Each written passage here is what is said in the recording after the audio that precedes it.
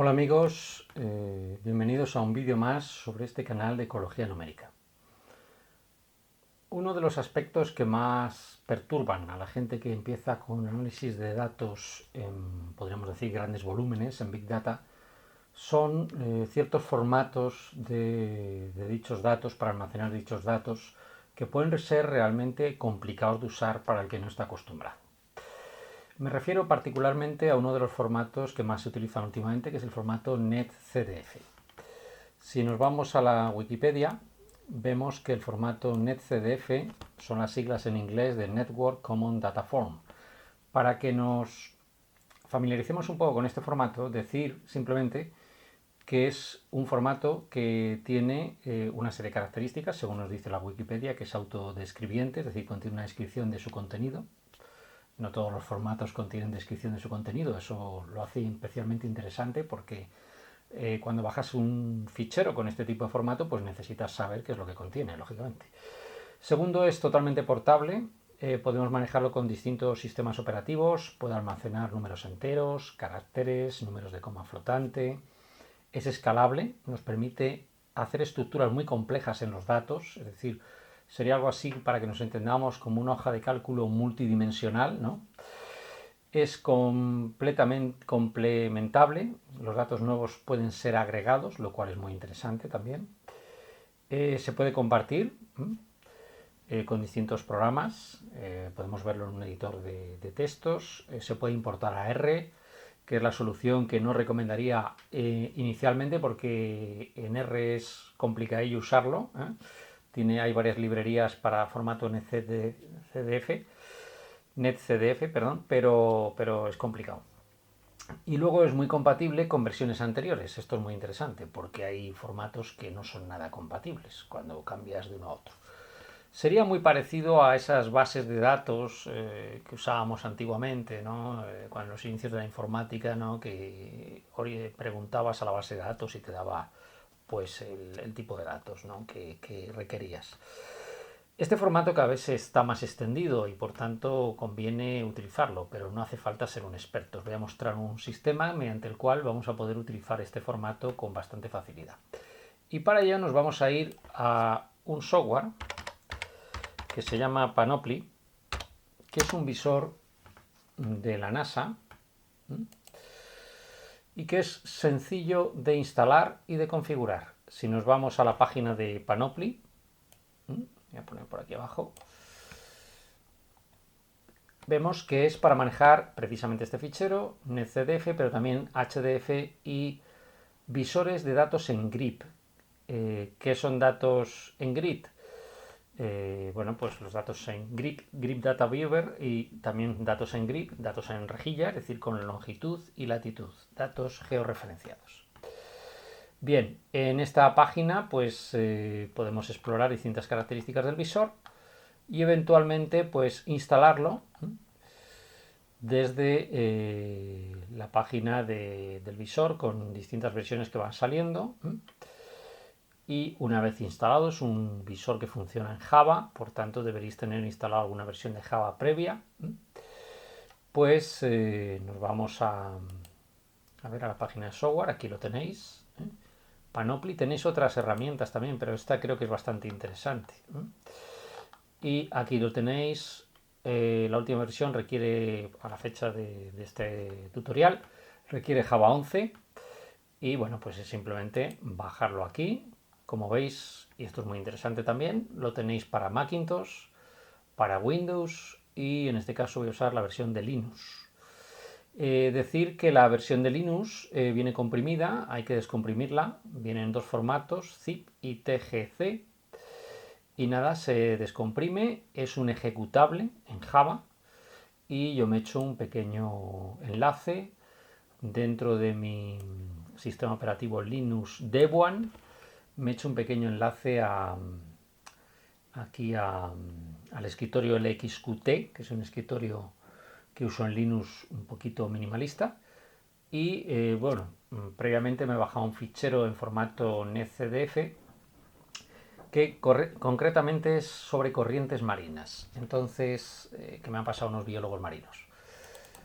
Ejecutamos Panoply Esta es la versión 2022-0331. Nos vamos a la carpeta que ya la tenía aquí abierta, abrimos el fichero corrientes y vemos que este fichero, vamos a aumentar, a ver si se puede aumentar un poquito el... En preferencias vamos a aumentar un poquito el...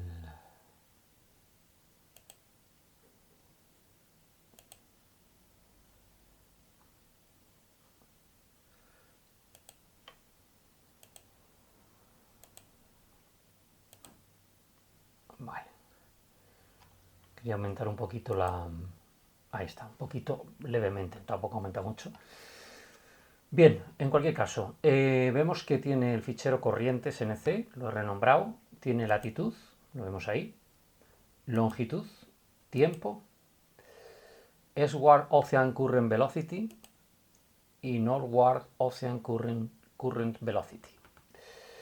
Es decir, tendríamos unas etiquetas, o sea, unas variables, latitud, longitud georreferenciadas, el tiempo y las corrientes oceánicas. Bien, puedo crear un pequeño gráfico aquí para ver estos datos, como veis ahí, se refieren al Mediterráneo. Y bueno, pues podría aumentar un poquito el zoom. Vamos a ver. Le damos a la tecla control, nos aparece esta lupa y aquí estamos viendo perfectamente, mediante un pequeño gráfico, estamos viendo el Mediterráneo con una intensidad de corrientes, como veis aquí en el estrecho, corrientes muy fuertes, también en estas zonas del sur de Italia, etcétera, ¿no? La corriente es concretamente en metros por segundo, que las vemos en las corrientes máximas a 0,9 metros segundo, y las corrientes mínimas, incluso, bueno, es una escala relativa, y estamos viendo el array de datos que estaría aquí.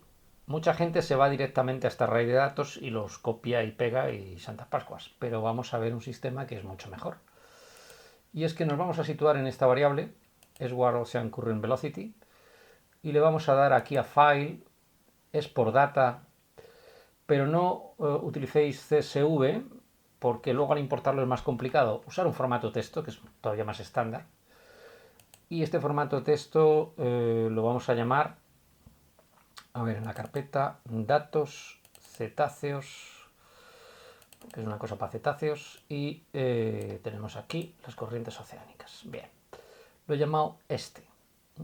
Lo guardamos ahí y nos iríamos ahora a esta carpeta, localizaríamos el fichero este, que estaría aquí.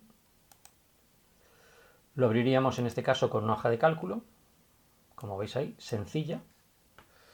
Vamos a marcar todo en formato numérico, inglés. Y nos abre perfectamente los datos. Tenéis que fijaros en una cosa.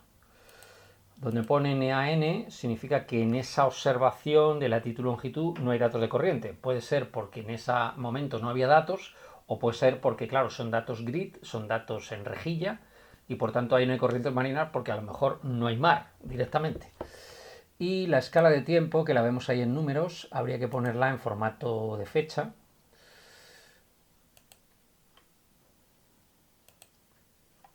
Y vamos a ver si me deja, porque hay veces que protestan estas cosas. Ahí está, perfectamente.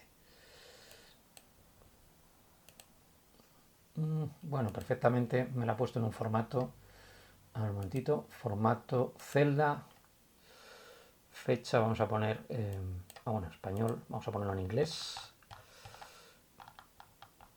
Estados Unidos. Creo que vienen hasta con segundos, así que le vamos a dar un formato un poquito más estándar, a ver, con minutos y segundos, no sé si vendrá tanto. Aquí, vamos a ver este formato, a ver si lo coge mejor. Ahí está, ese era el problema. No, pues sigue habiendo aquí un problema de... Ah, bueno, esto me ha pasado posiblemente esto es más que otra cosa, será un problema de la propia hoja de cálculo. Entonces hay una solución que lo he utilizado otras veces, que es, volver al formato numérico, formato celda, número, y ponerle aquí día, mes y año aparte y resolver el problema. Pero bueno, lo importante sería cuestión de resolver qué le pasa a ese formato. De una vez para otra se me olvida, lo siento, sé que tiene solución sencilla, pero ahora mismo no la recuerdo. Pero sería cuestión de coger estas latitud, longitud, ahora sí, la ponemos en un formato, porque vamos a utilizarlo con R, estos datos. No merece la pena que os compliquéis la vida importando estos datos a R directamente, yo lo suelo hacer así. Le vamos a poner 2 decimales, no, 5 decimales, mejor. Y ahí está. Y otra cosa importante que yo hago es le quito todos los N a N.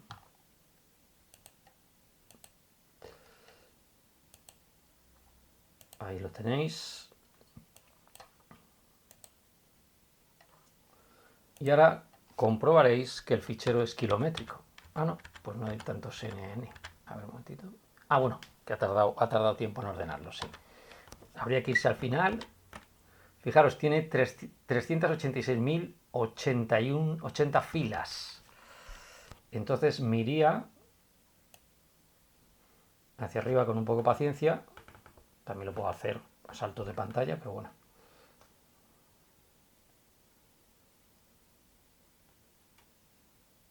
Bueno, vamos a hacerlo mejor a saltos de pantalla, que va a ser más rápido. Me voy hacia arriba. Vamos a irnos mejor con el ratón, que es más rápido. En cuanto veamos aparecer un número, nos paramos. Ahí estaríamos.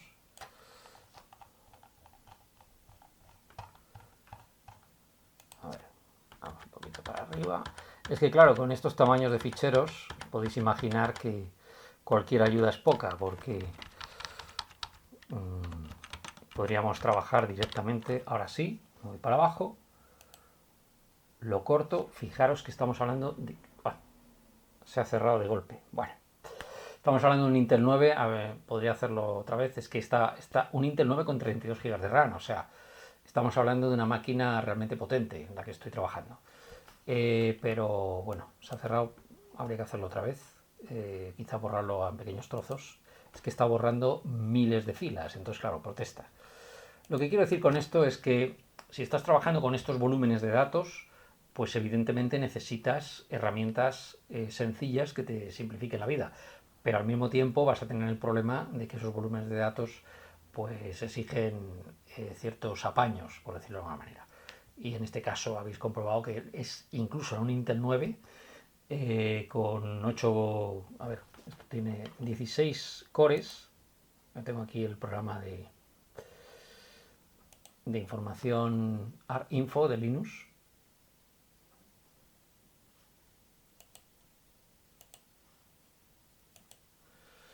Y como podéis comprobar aquí, en el sistema operativo, a ver, módulos del kernel, no, sería en procesador, aquí está. Tenemos 8 procesadores físicos, es un Intel 9 con 32 GB de RAM, pero claro, tampoco hace milagros. Entonces, la cuestión es que con un programa de ese tamaño, con un fichero de ese tamaño, quiero decir, bueno, pues manejarlo con una hoja de cálculo no es lo más apropiado, pero se puede hacer. O sea, hay trucos para manejarse con estos volúmenes de datos. Bueno, insisto, no hace falta que te quiebres la cabeza utilizando NetCDF. Puedes utilizar Panoply, que es un visor de la NASA que funciona bastante bien. Espero que te haya gustado este tutorial pequeño, salvando estos pequeños fallitos de que se haya cerrado el programa. Pero bueno, creo que se hace una idea bastante clara de cómo se pueden utilizar herramientas sencillas para manejar grandes volúmenes de datos. Espero que te haya gustado. Si es así, le des al link. Un saludo y hasta otra entrega. Chao.